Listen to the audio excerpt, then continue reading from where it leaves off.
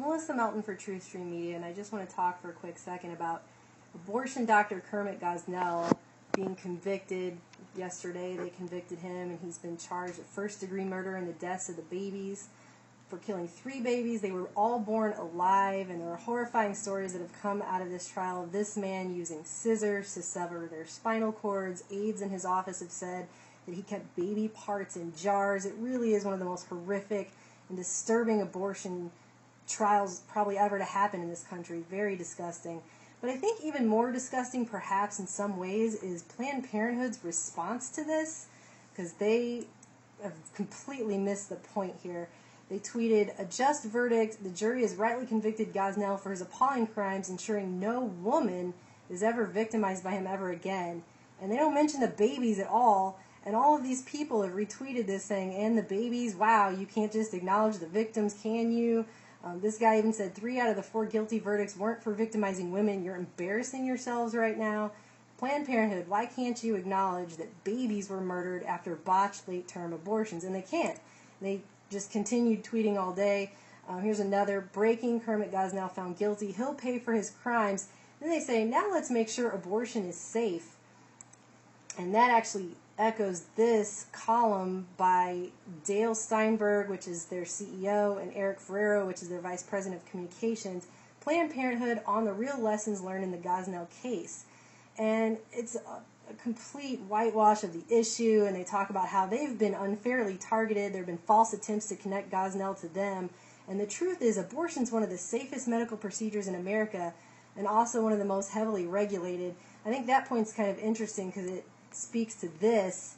A Delaware abortion clinic is right now facing charges of unsafe and unsanitary conditions. This is a Planned Parenthood in Delaware. This came out just last month, so while they're really busy being worried about it being regulated and safe and how they need to make sure it's safe, well, they're not doing such a good job, because in this example, which is one of the many that come out in the media all the time, this clinic, all these people quit, and there were all these emergency calls made because staff there say the abortion doctor wasn't wearing gloves, that they were using instruments on patients that were not sterile, and then they go on to say that they were in such a rush to get patients in and out of this abortion mill, basically, that they were using operating tables that were soiled and unclean.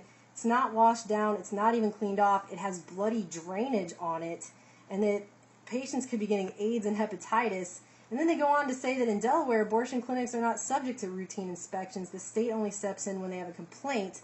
And so Planned Parenthood essentially inspects itself.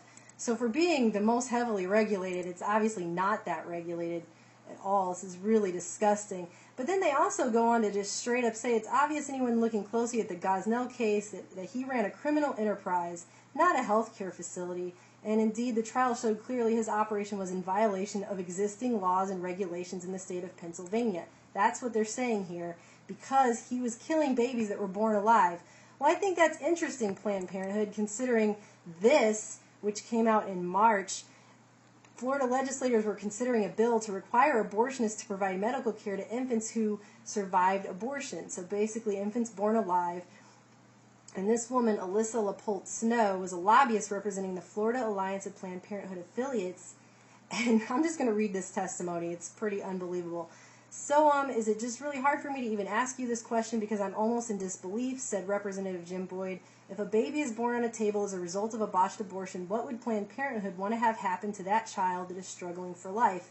And this woman, LaPolte Snow, says, "We believe that any decision that's made should be left up to the woman, her family, and the physician." Any decision that's made. And so then they go on. Rep. Daniel Davis then asks Snow, "What happens in a situation where the baby's alive and breathing on a table and moving? What would your physicians do at that point?" And she says, "I do not have that information. I'm not a physician. I'm not an abortion provider, so I don't have that."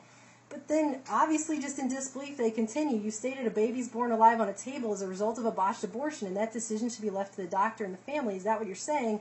And she says, "Yes, the decision should be between the patient and the provider." And this representative says, "I think at that point the patient would be the child struggling on the table. Wouldn't you agree?" And she's like, "That's a great question." And she just keeps going on and on about how it's a decision. And what are they actually arguing for? Post-birth abortion? What kind of Orwellian term is that? That's not even a thing, Planned Parenthood, okay? Post-birth abortion doesn't exist. If a baby is born, that's a human being. That's a live human being. There is no abortion being performed at that point. That's a live human. That's called murder. That is exactly what this man, Gosnell, was just convicted for. Okay? And just to end up on a note here, I just want to point out that Planned Parenthood receives a record amount of taxpayer support. They get $542 million in support just last year. That's 45% of their operating budget, so they can perform abortions.